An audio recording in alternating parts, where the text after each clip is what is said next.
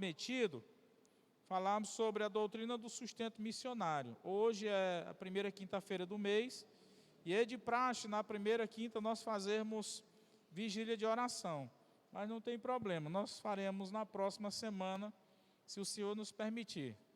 Até hoje seria bem interessante, porque hoje nós temos muitos motivos urgentes, mas deixa para a próxima. No final do culto, quando nós sairmos do ar, eu vou trazer também outras comunicações aos irmãos.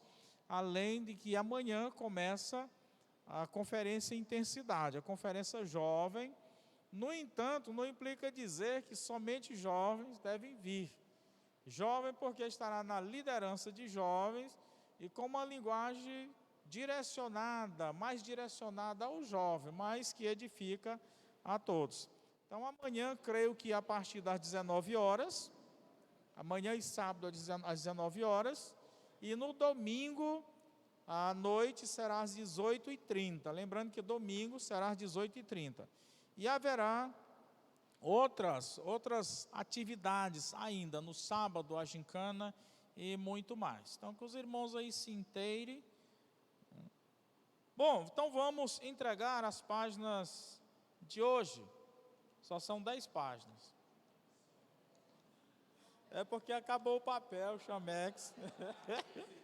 Acabou o papel Chamex. Aí como aquela história. É melhor pouco do que nada, né?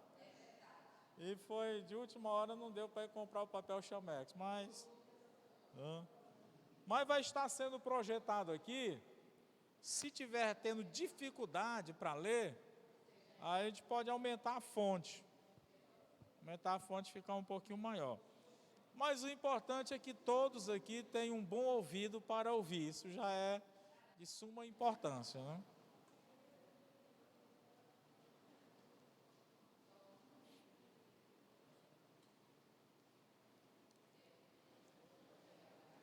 Então, a doutrina bíblica do sustento missionário. Talvez você diria, mas que assunto tão banal, né? Talvez assunto aí que todo mundo já conhece. Bom, mas muitas vezes nós conhecemos até um assunto, mas nós não o praticamos por falta dele ser intensificado na nossa vida, ou de termos presenciado as situações. Ouvir uma coisa, presenciar, tocar é outra coisa. Nós temos todos os anos falado sobre missões, tanto no âmbito mundial, no âmbito estadual, no âmbito nacional. Falei nesse sentido pela sequência das missões do ano, né? Mas muitas vezes aquele mês promocional, tudo aquilo que se faz, dramatizações, né, e outras coisas, não tem nos atinado, não tem feito com que despertemos para contribuir com o sustento da obra missionária. Talvez, se cada um de nós fizéssemos uma viagem missionária para vermos a realidade do campo, as necessidades dos missionários, dos obreiros, nós mudaríamos então, com certeza e radicalmente, de mudança, né, no sentido de contribuir. Eu tenho já, nesse pouco tempo agora, da segunda estadia como presidente da convenção, andado aí alguns momentos, e a gente tem visto a necessidade que tem o campo piauiense. E são tantas necessidades, né, que às vezes a gente fica pensando, o que fazer? Você não sabe nem o que fazer por tantas necessidades que tem. Daríamos para sanar essas necessidades da noite para o dia? Não. Mas daríamos para amenizar? Sim. Se cada crente, né, com o pouco da sua contribuição para missões, ele poderia melhorar, poderia aliviar a carga, né, cada vez mais. Bom, então vamos lá. Doutrina bíblica do sustento missionário. Nossa introdução aí fora colocado assim. Todos nós concordamos que Deus tem uma obra a realizar no mundo através da igreja. E que Ele, o Deus, estabeleceu um plano para o sustento desse trabalho. Quem aceita a autoridade bíblica participa efetivamente desse plano. A palavra de Deus, além de fornecer a doutrina do sustento missionário, nos fornece também modelos de sustento da sua obra. Vamos começar falando sobre o fator modelo bíblico de sustento da obra de Deus. Se começarmos por Abraão, vamos ver como fora o chamado de Abraão. Então vamos por Abraão. 1.1. Ele é o modelo, porque é o nosso pai na fé. Ou seja, você diria, mas quer dizer que missões já veio desde a época de Abraão? Sim. Qual foi o chamado de Deus a Abraão? Qual foi o chamado que Deus fez? Olha, sai da tua parentela, sai do meio do teu povo, e vai para uma terra que eu te mostrarei. E se formos pegar aí os textos acima, então qual era o objetivo de Deus estar enviando a Abraão aquele povo? Um trabalho missionário. Um trabalho missionário. Em Gálatas 3, 7, em diante, 7, 9 diz: sabeis, pois, que os que são da fé, esses são filhos de Abraão, de modo que os que são da fé são abençoados com o crente Abraão. Crente por quê? Porque creu. Então nós, pela fé, somos de fato filhos de Abraão. Qual é a implicação para nós como crentes em ter a Abraão como nosso pai? Em primeiro lugar, implica em bênçãos, Pois diz o texto de Gálatas ainda no capítulo, continuando no capítulo 3, versículo 14. Para que aos gentios viesse a bênção de Abraão em Jesus Cristo, a fim de que nós recebêssemos pela fé a promessa do Espírito Santo. Em segundo lugar, primeiro implica bênçãos. Nós estamos falando aqui a implicação em que, como crentes, em termos Abraão, o nosso pai. Então, primeira implicação é que somos filhos de Abraão, pela fé, recebemos bênçãos. Segundo, implica em responsabilidade, pois João 8,39 diz: se sois filhos de Abraão, fazei as obras de Abraão. E nós somos, pela fé, filhos, como diz Gálatas, do crente Abraão. Em uma outra das suas obras, foi a de entregar o dízimo de tudo, conforme registrado em Gênesis capítulo 14, quando Abraão ali entrega o dízimo a Melquisedeque. Então, irmãos, o modelo bíblico de sustento da obra de Deus começa aqui por Abraão. Abraão. 1.1.2. Abraão nos oferece o princípio da mordomia. Bom, pode ser que aqui tenha algum novo decidido, que às vezes a gente fala mordomia. O que é a mordomia? A mordomia cristã, em resumo, é que tudo que existe, inclusive nós, pertencemos a Deus. E tudo aquilo que temos em posse, ou que recebemos, Deus nos dá para que administremos, inclusive a nossa própria vida, e que um dia haveremos de prestar conta dessa nossa administração diante de Deus. Então essa é a doutrina da mordomia. Então você é um mordomo de Deus. E aí, a doutrina da mordomia, ela implica em muitas questões. Uma delas, que muitas pessoas desconhecem, a mordomia do corpo. Quer dizer que o corpo não é meu. Não, nada é seu. Você é apenas um administrador. E por que eu devo cuidar? Porque eu devo administrar bem o corpo.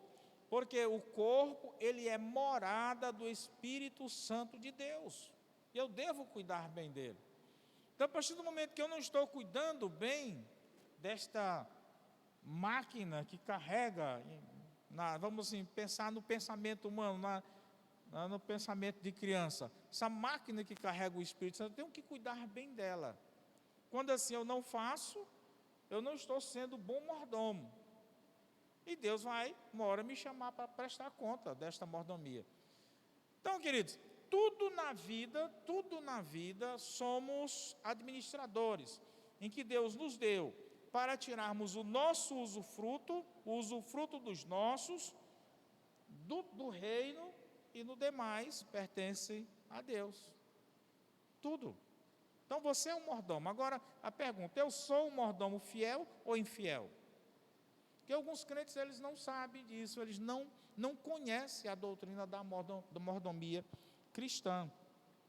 Então, Abraão nos oferece o princípio da mordomia. Mordomia.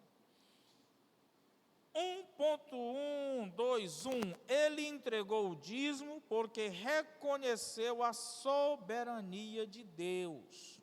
Essa palavra soberania, ela é muito grandiosa, mas em uma própria compreensão e bem pobre. O que é o soberano? Aquele que está sobre. Soberano está sobre todos. Ele não deve satisfação a ninguém, ele tem soberania plena, está sobre todos, independe desse todo para a sua autoexistência.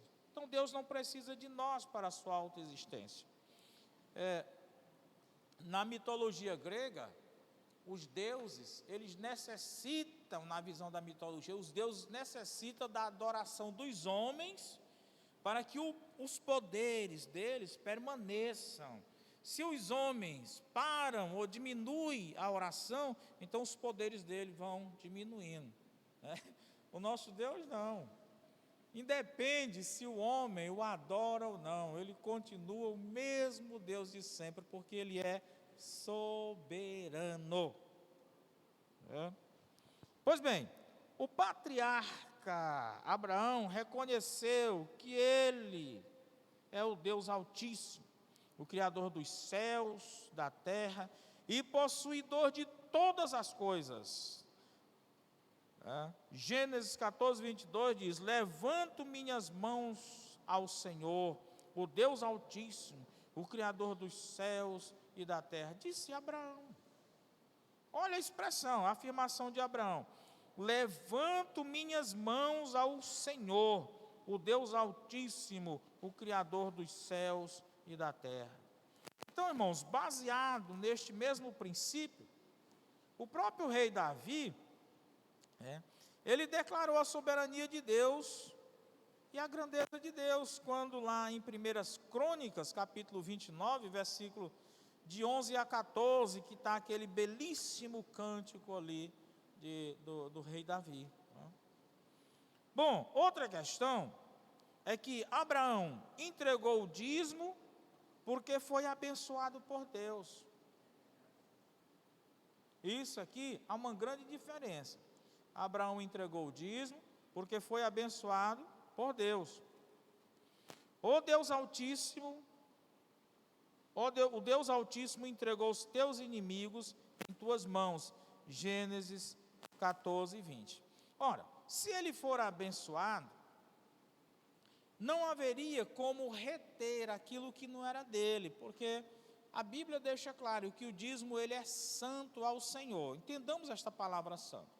A palavra santo no hebraico, haios, significa separado, posto à parte para um determinado fim. Então é a palavra santo.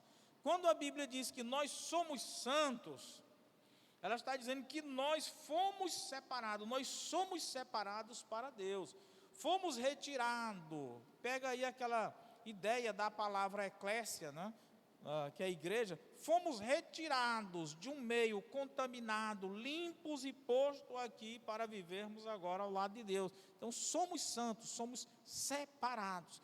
Então o dízimo, ele é santo ao Senhor, ele é separado ao Senhor. E no discipulado da semana passada, com uma das nossas discípulas, eu e a Vânia fazendo, nós chegamos na lição do dízimo. E ela só dizendo, eu tenho que dar, eu dou, aí eu me incomodou. Eu disse, não, tem que fazer essa correção, porque senão, não, você não dá nada, você dá o que é seu. O que não é seu, você não dá, você tem que devolver. Então, o dízimo, a Bíblia diz que ele é santo ao Senhor. Então, você não dá o dízimo, você devolve. Como é que você vai dar o que não é seu? Tá? Então, o dízimo, ele é santo, é separado ao Senhor. Então, nós não damos o dízimo, nós devolvemos. Pode se usar, entregamos o dízimo. Pode até dizer entregamos, porque eu posso entregar algo que não é meu. Alguém me deu apenas para levar, alguma coisa assim, mas... E é isso. Bom, então ele entregou o dízimo. Quantos nós somos abençoados? Hoje eu estive fazendo visita ali no hospital, amanhã de manhã já tem outra, e é muita tristeza. Muita tristeza. Tanto para o enfermo, como o acompanhante. É muita tristeza. E eu pensando, estou em plena saúde. E é muito, muito triste, muito interessante. Bom, outra questão. Aí o 2, 3. Ele entregou o dízimo a alguém credenciado por Deus. A Melquisedeque, que lá em Gênesis 14, 18 diz, sacerdote do Deus Altíssimo. Os dízimos devem ser trazidos à casa do tesouro, conforme Malaquias 3, 10. E deve ser administrado pela igreja, que é a representação, vamos assim dizer, daquilo que era a casa do Senhor ali, Malaquias, capítulo 3, 10. Por que isso? Porque algumas pessoas, elas pensam assim, não, eu vejo ali necessitados, ali, aqui, então eu vou pegar, aí ela diz, o meu dízimo e vou comprar as coisas, vou dar para eles.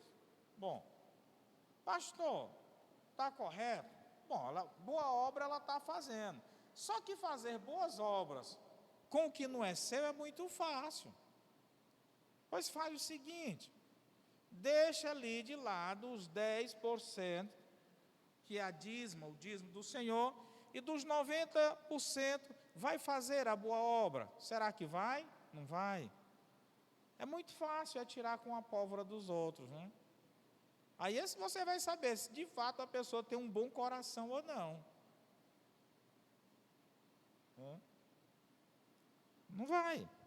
Então, a recomendação é levar-se ali o dízimo à casa do tesouro. E lá vem as explicações por que não vem ao caso neste exato momento.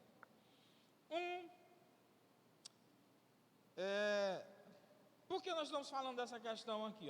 O dízimo, ele foi entregue a alguém credenciado. Então, o único credenciado para a administração do dízimo é a igreja. Não é o indivíduo.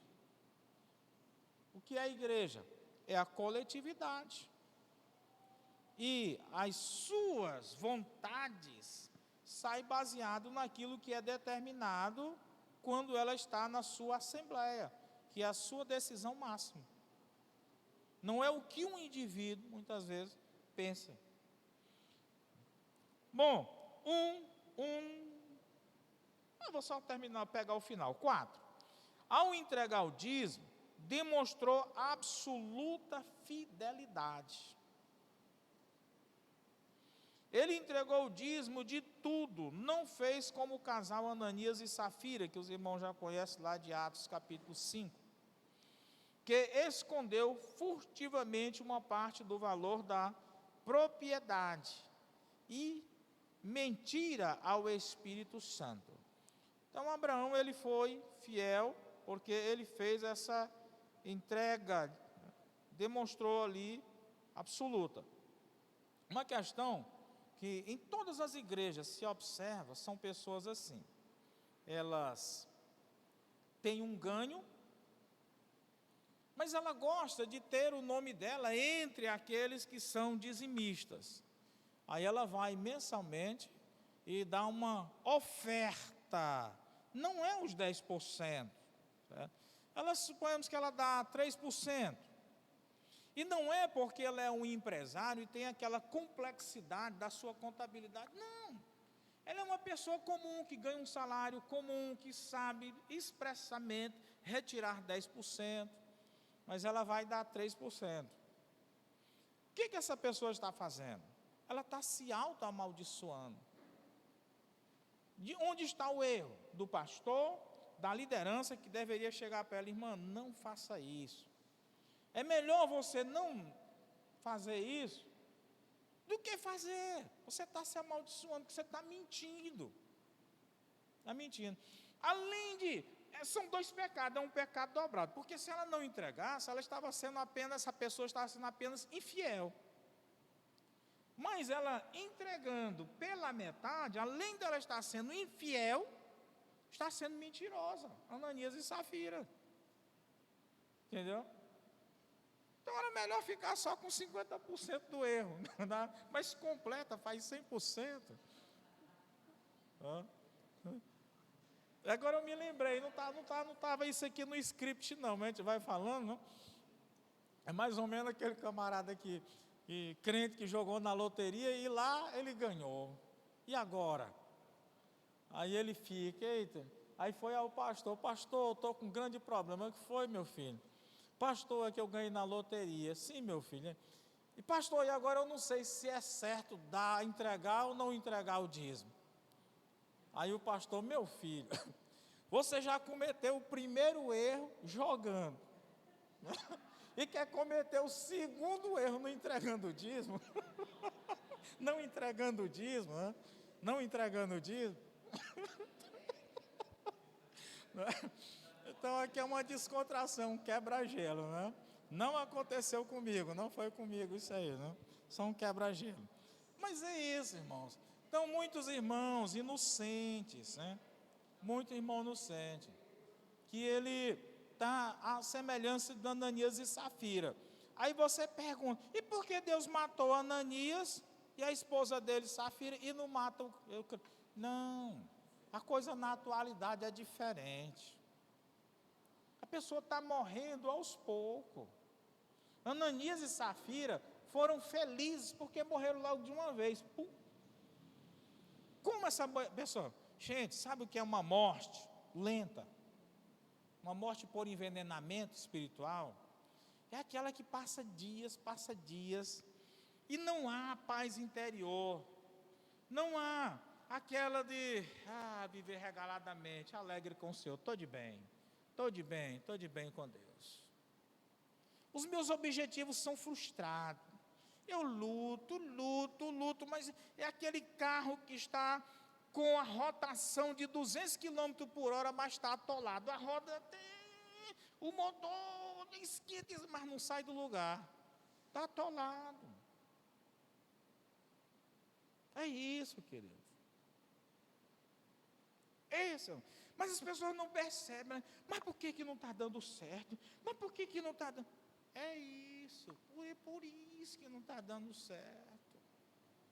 São esses detalhes, que muitas vezes eu penso que esses detalhes não terão implicação, mas terão. Esse computador, qualquer máquina, existem alguns parafusos, algumas pecinhas, que ele até funciona, mas funciona mal. Já tem determinadas peças que sem ela não funciona de jeito nenhum. Então essas pessoas, elas são a máquina que está funcionando sem aquela peça, que diz que está funcionando, mas não está funcionando. Pastor, não entendi nada. Não precisa você entender não, vamos adiante, né? Vamos para frente. Bom, outra questão, no 5. Ele entendeu que melhor coisa é dar do que receber. Ele entregou o dízimo de tudo, mas não quis receber nada da mão do rei de Sodoma, porque o rei de Sodoma disse: olha, tudo que tu gastou nessa empreitada de vir nos livrar, eu quero. Eu disse: não quero nada de ti, não. Ele já havia sido e era abençoado por Deus. E Abraão é um homem de uma história assim espetacular. Quando eu li a Bíblia pela primeira e talvez segunda vez, eu não entendi aquilo ali. Os ladrões vinham, minavam os bens, os animais dele, vinha a seca, e ele ficava pobre, sem nada. Aí disse ali, tá, né? De repente, Deus mandava ele partir, né, na progressão, e no meio do deserto o homem ficava rico, novamente. Ele chegava naqueles lugares desertos, onde já haviam cavado o poço, cavaram e nada deu. Aí na hora que ele cavava mais 20 centímetros, dava na água, e água boa. Então era assim. Né? Então era assim. No final eu vou contar uma história aqui para vocês, mas fora da transmissão, me desculpe você, talvez você até ficou curioso, eu queria ouvir essa história, mas não dá. É peculiar a nós, né? Peculiar a nós. Mas assim, então quando Deus ele está amando de fato o seu filho pela sua fidelidade, ladrão pode levar tudo. Ele diz, não esquenta não, amanhã quando a loja abrir eu vou te dar um melhor. Te dar um melhor. É isso que está, irmãos. Vamos prosseguir. Né?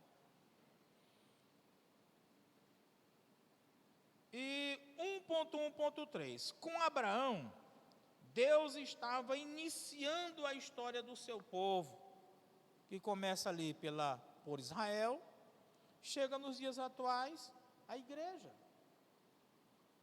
Abraão ocupou um lugar tão importante nos planos de Deus, que o Senhor declarou a seu respeito. Olhe lá, Gênesis 18, 17, 19. Ocultarei eu a Abraão o que faço, visto que Abraão certamente virá a ser uma grande e poderosa nação, e por meio dele serão benditas todas as nações da terra. Olha aí, olha a pergunta que Deus faz. Por acaso eu posso ocultar alguma coisa a Abraão?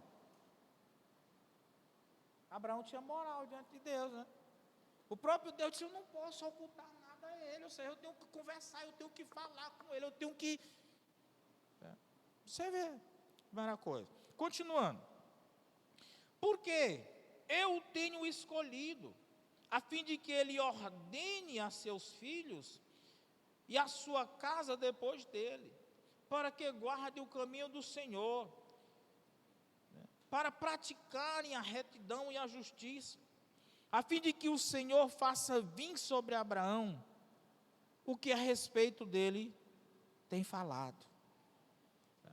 Então veja bem, parecia que estava no fim, de repente, o homem estava no começo. E era assim com Abraão. Outro nome tão importante, Moisés. Vamos lá. Como sempre, você pode dizer, mas esses homens aqui em determinados momentos tiveram falhas. Eles são homens. São homens. Não há homens que não tiveram, que não tenham, ou que não possa vir ter falhas. Moisés. Hebreus 3,5 diz de Moisés. Moisés, na verdade, foi fiel em toda a casa de Deus, como servo, para testemunhar das coisas que havia de anunciar. Casa de Deus, compreendemos esse texto assim, é a mesma coisa de povo de Deus. Não está se referindo a essa estrutura, até porque naquela época, aqui no contexto, não estava se referindo a isso. Paulo diz que a casa de Deus é a igreja do Deus vivo, em 1 Timóteo, capítulo 3, versículo 15. O autor da carta aos Hebreus declara que, em Hebreus 3, 5 e 6, enquanto que Moisés foi servo, Cristo é como filho sobre a casa de Deus, a qual casa somos nós, a igreja. Então a casa de Deus é a igreja. Está aqui a interpretação, não tem como fugir dessa interpretação. Então, através da revelação recebida por Moisés, este plano de Deus para o sustento de sua obra criou forma. Está aqui, irmãos. Não tem como querer dizer que não houve um plano, que não houve uma sequência nesse plano, durante todo o tempo, até chegar os dias atuais.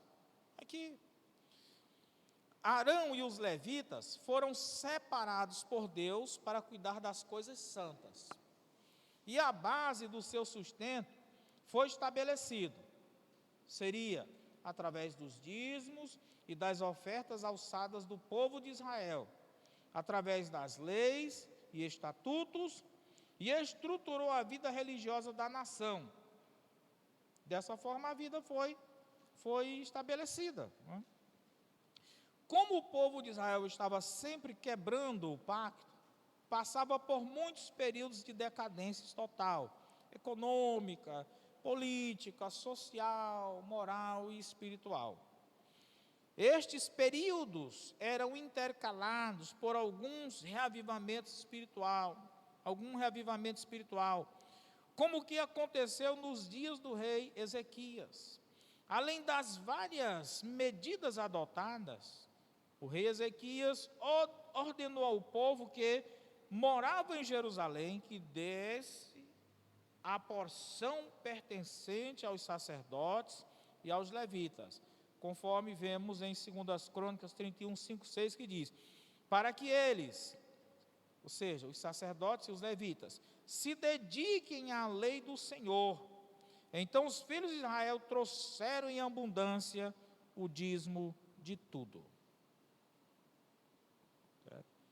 Então, nós vemos, já ali no livro de Juízes, aquela questão daquele tempo que os judeus prosperavam, e depois eles esqueciam de Deus, vinha uma nação inimiga, e depois eles voltavam ao Senhor, via novamente o livramento de Deus, depois eles prevaricavam e vinham novamente. Então, uma sequência, né? Uma geração que realmente foi impactada pelo avivamento. Após esta geração, vem uma outra que só ouviu falar, vem uma outra que nem ouviu falar e pronto, está desviada do Senhor. Assim é a igreja. Toda igreja, ela teve ou está no seu auge. Qualquer igreja. A questão é que alguns irmãos aqui têm 5 anos de crentes, então ainda não deu para ver. Mas quem tem aí 30 anos, 25 anos de crentes, já deu para ele perceber. Há uma determinada igreja que ela está por cima, está maravilhosa em tudo, crescendo em todos os aspectos. Aí aquela geração, uns começam a envelhecer, começam a ir embora e vem uma nova geração. Aí, daqui a pouco, aquela igreja quase nem mais existe. A gente só sabe pelo nome, a igreja tal, já não tem mais expressão alguma. É assim. Eu conheço um pouco da história aqui da nossa região de Teresina, no âmbito de igrejas. Aí você diz, mas história se faz com muitos anos, séculos. Não, mas essa história aqui, ela não precisa de muitos anos, não. 30 anos, 30 e pouco, já se faz essa história aqui que eu estou falando para vocês. Tem que ter cuidado. Continuemos. Também nos dias de Neemias, ele contendeu com os magistrados e disse: por que se abandonou a casa de Deus? Ele, pois, ajuntou os levitas e os cantores e os restaurou em seus postos. Então todo o Judá trouxe o dízimo. Neemias 13, 10, 12. Observe que sempre nesses pontos de reestruturação ou reavivamento, sempre tem algo ali no meio. Dízimo. Sempre tem. Não há nenhuma dessas reestruturações que não tenha. Porque essas reestruturações, elas não acontecem só no âmbito espiritual. Mas tem que vir pelo o lado social também, o lado econômico e tudo mais. Ismael, Um microfonezinho aqui para o Ismael.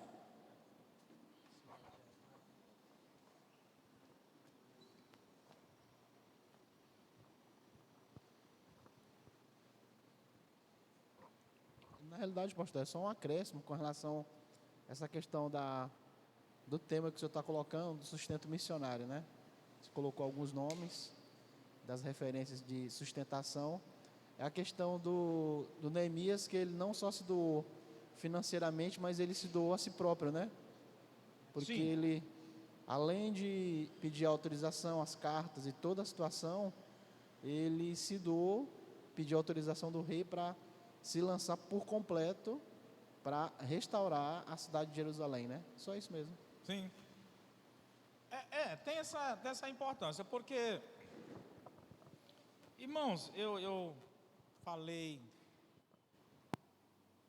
não sei se foi na quinta-feira passada, não, foi na sala do CBT, sobre essa questão de um alvo, de um projeto.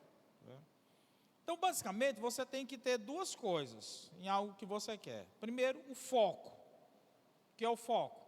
Pensar o foco da lanterna. A lanterna ela tem um foco direcional, que ele lhe mostra aquilo ali. Pronto, é aquilo que eu quero, é o foco. Eu tenho uma direção, eu sei o que eu quero, está ali, quero lá.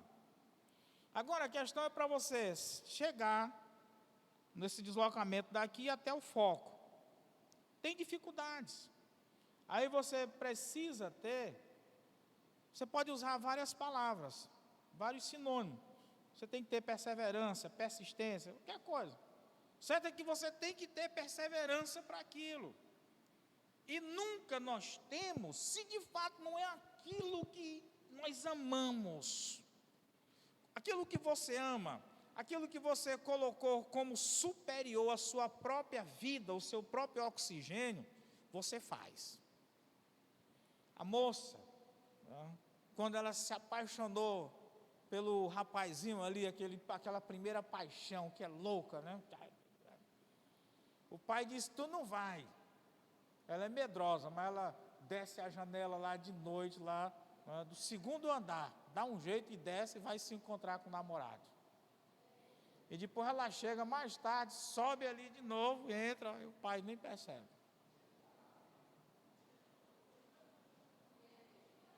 Corajoso, nessa hora acaba todo o medo. Ela é medrosa, é tímida, mas nessa hora não tem medo do ladrão, não tem medo de nada à noite. Foco, meu filho. Perseverança. O nosso problema é que tudo nós vemos dificuldade, não, mas é muito caro. Ah, mas não sei o quê. Mas você não vai conseguir nunca nada. Foco. Persistência. Não se pode sentir dor, mas está doendo. Que doendo. Dor é um prazer, se você não sabe. Pois é. Você pode sacudir a cabeça dizendo que não é, mas eu afirmo com você que dor é prazer. Bom, nós não podemos discutir isso agora, né? Mas eu afirmo categoricamente, dor é prazer.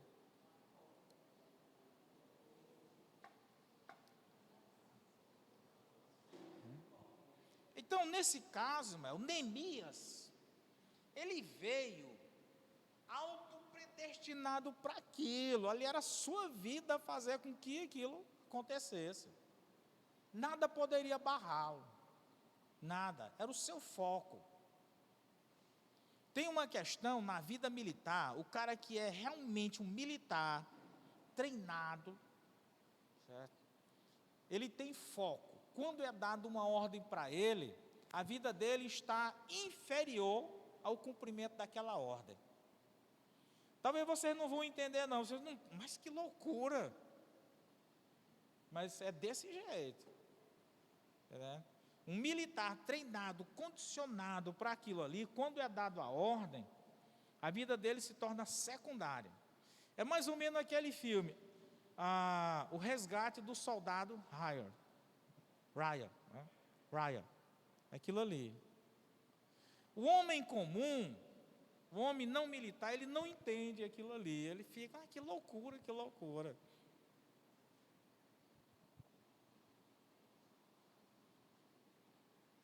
Pois vamos adiante. Deus também estava levantando os seus profetas para exortar o povo e adverti-lo das consequências da sua obstinação. A vida religiosa, descrita no último livro do Velho Testamento, no caso Malaquias, estava muito deteriorada. Aparentemente estava tudo em ordem. Todas as vezes que Deus repreendia o povo, a começar pelo sacerdote, por causa dos seus deslizes, eles perguntavam, mais ou menos assim, o que estamos fazendo de errado?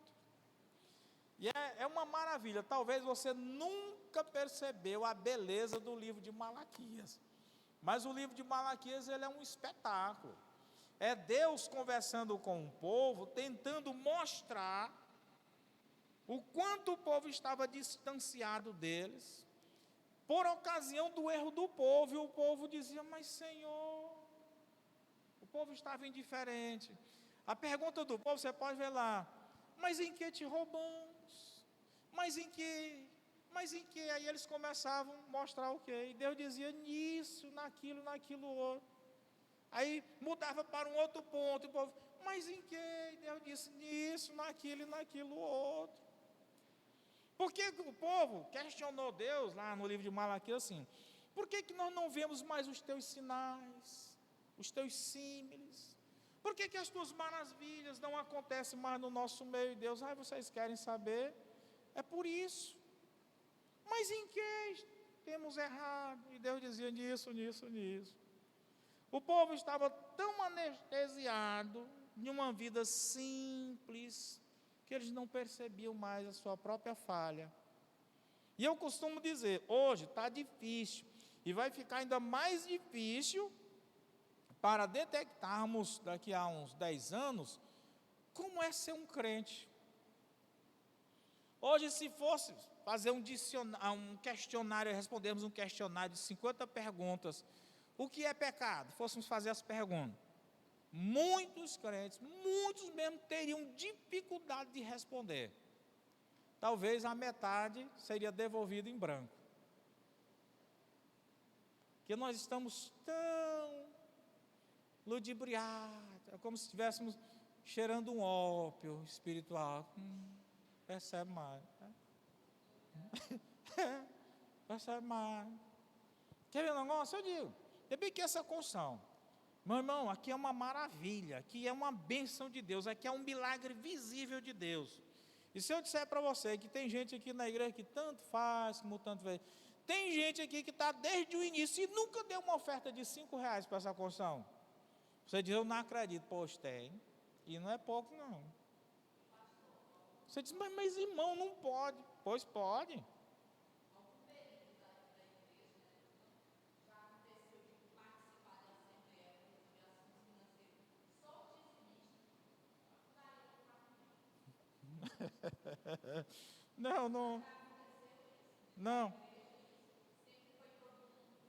Não, que eu desconheço, né? Se aconteceu isso, eu desconheço. Sempre, porque o próprio estatuto, ele dá o direito ao membro, não ao dizimista, mas a quem é membro. Tá? Mas, deveria ser, como eu posso discorrer de algo que eu não participo desse algo? Deveria ser mesmo só os participantes. Microfone. E bota som nesse microfone, que o Enio aí, o Enio. Pastor, aqui há um tempo atrás teve uma questão sobre isso aí mesmo, que a Joyce falou. A igreja queria, porque no tempo tinha pouco dizimista, né? E tinha gente que, por exemplo, não ofertava em nada, não entregava nada, e são os que mais reclamavam. E é o que mais, vamos dizer assim, fazia mais briga por as coisas. E aí teve um tempo que a igreja propôs, só que não passou, de somente, por exemplo, participar da assembleia tudo quem fosse dizimista. Mas ele não passou, mas teve essa questão aí, porque estava tendo muita confusão sobre essa questão de assim, as pessoas que não ajudavam em nada, nunca ajudou em nada, em nenhum aspecto, é o que mais reclamava, é o que mais dizia que as coisas não estavam bem e tudo. Isso um tempo atrás, 2012 por aí. Mas isso é natural entre os seres humanos. O que não contribui para fazer a comida é o que mais reclama da comida. Quem contribui, ele come tranquilo, não sei nada. Mas quem não contribui é o que reclama. É interessante, o ser humano é aquilo que eu realmente li atrás da porta daquele banheiro lá, em Imperatriz, que eu não vou dizer aqui. Mas se alguém quiser particularmente, depois eu digo para você o que é. Mas vamos lá. Quem não está entregando o que é devido a Deus, está cometendo o pecado do roubo. E não existe nenhuma inocência nesse ato. Pois Deus, lá no livro de Malaquias, ele diz: roubará o homem a Deus? Ele faz uma pergunta: roubará o homem a Deus? E ele diz, e ele dá a resposta: todavia vós me roubais. E ainda dizeis, próprio Deus, em que te roubamos? É mais ou menos dizer: vocês são muito cara de pau, vocês são descarados. Vocês me roubam, ainda diz assim: no que te roubamos aí? Cara de pau, né? Selo de peroba. Bom, quem não está entregando o que é de Deus, estará recebendo o pagamento devido. Vós sois amaldiçoados com maldição, porque a mim me roubais. O pecado, quando generalizado, traz consigo o desastre nacional. Sim, vós, esta nação toda. Então, a maldição estava recaindo ali sobre a nação toda.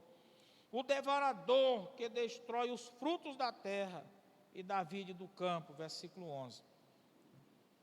Então, amados, eu quero até dizer, se você conhece alguém que está amaldiçoado por Deus, não fique perto dele não, porque essa maldição vai chegar até você. Eu vou explicar aqui de forma natural. Olha, se alguém, já estão se afastando ali lá atrás, né?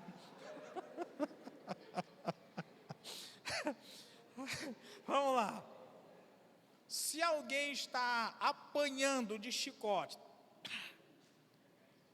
certo? Se você ficar perto dele, a ponta do chicote vai pegar em você também. Não tem como escapar. Da mesma forma, é alguém que está sendo abençoado. Se Deus está jogando a bênção para ele, se você ficar pertinho, vai sobrar pelo menos uma gotinha para você ali também. Não tem. Então fique com o abençoado. Então os meninos têm uma brincadeira, de vez em quando a gente sai, diz: vou ficar aqui, vou me encostar perto do pastor. Geralmente perto do pastor chega um negócio melhor. E está certo, chega mesmo. Hã? Eu estou falando no âmbito secular, no âmbito secular, quando a gente sai, né? Se vai a algum lugar, geralmente.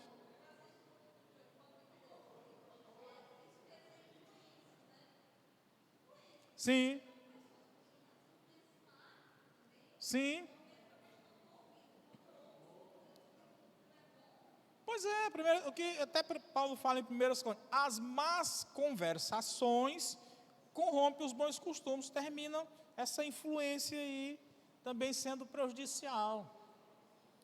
Então, meu querido, fique ao lado de pessoas abençoadas. Pegar um pouquinho da bênção dele. É constatado, pastor, que nós somos uma das 5 pessoas com quem andamos. Então, uma das 5 pessoas, nós somos como uma das 4 pessoas, comigo 5. Se eu estou com mais 4 pessoas boas, eu estou naquele meio. Sim. Então é isso. Continuemos.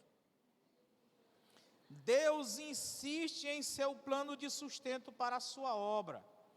Trazei todos os dízimos à casa do tesouro, para que haja mantimento na minha casa. Não há justificativa para o infiel. Aquele que está na dúvida é desafiado por Deus a fazer prova dele. Pois Deus diz: depois fazei prova de mim. Traga e faça a prova, você vê. São 2 grandes bênçãos para a obra de Deus, pois diz: para que haja mantimento, recursos na minha casa. Olha, mês passado, nós compramos essa caixa de som, R$2.500. Nesse mês agora, já compramos essa aqui, R$2.500. Para algumas coisas, né? A igreja não percebe. Mas o som domingo estava ruim. Então as coisas elas vão acontecendo. Só que a pessoa entra de domingo a domingo, não observa as coisas. Então, todo domingo, ali na Ceasa, estão lá distribuindo folhetos. Aqueles folhetos vêm de onde? Vocês estão com o papel na mão. Hoje nem todos estão porque acabou e não deu tempo de comprar. Mas vem de onde? Essa impressão, esse papel. Vocês estão aqui no ar refrigerado. Se não está mais frio é porque tem uns frientos aí que dizem, mas era para estar geladinho aqui, virando só o gelo. Quem que paga essa energia? Então o cego, ele não está nem aí não. Ele não está nem aí. Mas as bênçãos estão acontecendo. Para que fique ali aquela plataforma no domingo bonito, todos os músicos, precisa de comprar cordas, precisa comprar cabo. Olha isso aqui, ó, tudo bonito. Qual é a igreja? Aqui, você vai ver tudo isso aqui. Dinheiro, microfone para cada um, dinheiro. Mas não vê, o cego não vê. Só sabe reclamar. Bom, perde a bênção. Aí vai nessa reclamação aí, perde a bênção. Quem ganha a bênção? Quem vai lá com fome, meio-dia, comprar as caixas de som, né? Carregar nas costas.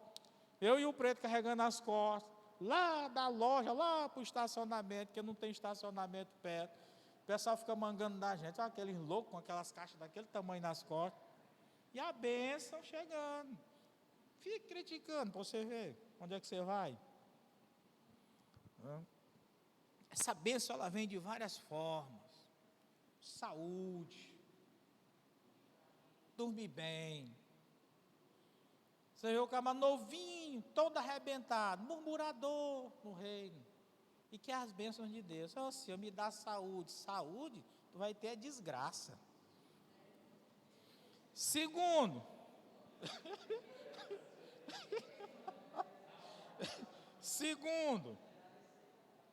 então são duas grandes bênçãos. Eu falei que a primeira bênção é para a obra de Deus, para que haja mantimento na casa de Deus. Segundo, para aqueles que são fiéis. A segunda bênção é para aqueles que são fiéis.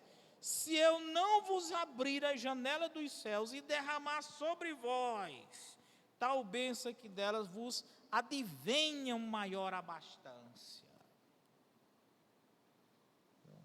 Advenha de maior abastança. Irmãos, não brinque com Deus, não. Deus é sério, irmão. Tudo que você faz para Deus, até um sorriso, Ele deposita lá na sua conta o dinheiro. E uma hora você vai precisar. Deus, Ele age na nossa vida através de milagres. Vai acontecer aquilo comigo. Ô Senhor, tem misericórdia, deixa eu conferir aqui se tu tem dinheiro na conta. Ih, para tua conta tá beleza aqui. Dá para tirar 10. Pronto. O milagre aconteceu. Agora, Senhor, Ele olha para mim. Ih, já até em débito aqui. Se lascou. Só que muitos crentes burros não entendem essas coisas. Você acha que no domingo, bem ali, o Fagner, guardando aqueles tapetes, a turma guardando as cadeiras, você acha que Deus vai deixar em branco? Você acha? Vai não, meu querido. Se Ele deixar, não é o Deus que eu sirvo. Não deixa em branco. Foi depositado naquela noite na conta. E o otário se escondendo para não carregar a caixa de som. Ó, está pensando que está fazendo grandes coisas. Tá bom. Vai nessa para tu ver onde vai dar. Estas promessas são para o crente individualmente. Que passas? Estas promessas são para o crente individualmente e para uma igreja que está investindo na obra de Deus com toda liberalidade. Uma igreja que investe em missões será grandemente abençoada. A fidelidade afastará as maldições. Pois diz Malaquias 4, 10, 11, derramar sobre vós tal bênção, também por amor de vós, repreenderei ou reprovarei o devorador. A fidelidade da entrega dos dízimos e oferta resultará em um testemunho maravilhoso para as nações, e todas as nações vos chamarão bem-aventurados. Então, querido, dessas bênçãos, elas são tanto para o crente individualmente, como para toda a igreja que investe em missões, não fica à toa não. Fizemos nossa campanha, enviamos. Sim, você pensa que Deus vai deixar o vácuo daquele dinheiro que foi? Ele vai mandar o dobro. Quando se vai colocar uma rolha num buraco, não se coloca a rolha do mesmo tamanho do buraco, não, ela tem que ser maior, ela tem que entrar apertada. É assim, destampou aqui um buraco, tirou 5.000, Deus manda 7.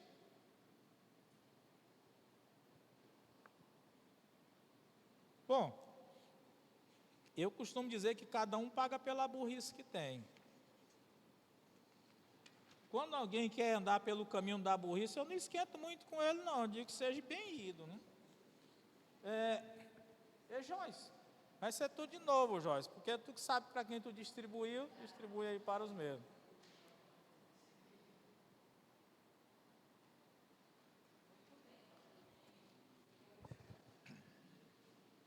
Já são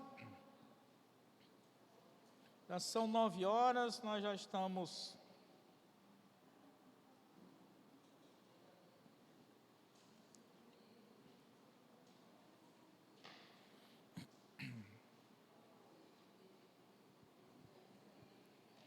Esses assuntos, eles terminam,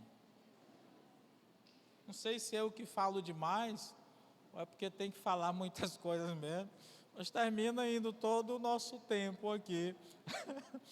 Depois vamos ter que estudar, descobrir o que é que está acontecendo. Eu que falo demais, ou é o assunto que é muito importante, é o que é para podermos fazer aí os reparos. Mas vocês estão aí com... A Gema aí recebeu, não é na página não, aí era outra coisa. Tá? Mas eu lhe entrego aqui. Então, o que nós faremos? Eu vou enviar para... Aí, entrega essa aí para a Gema. Eu vou enviar pelo WhatsApp, tanto da web como do grupo da igreja, e depois a gente vê aí essa página de número 3 e 4, tá bom? Então, lembrando, não esquecer do Intensidade, você que está nos ouvindo pelas redes sociais,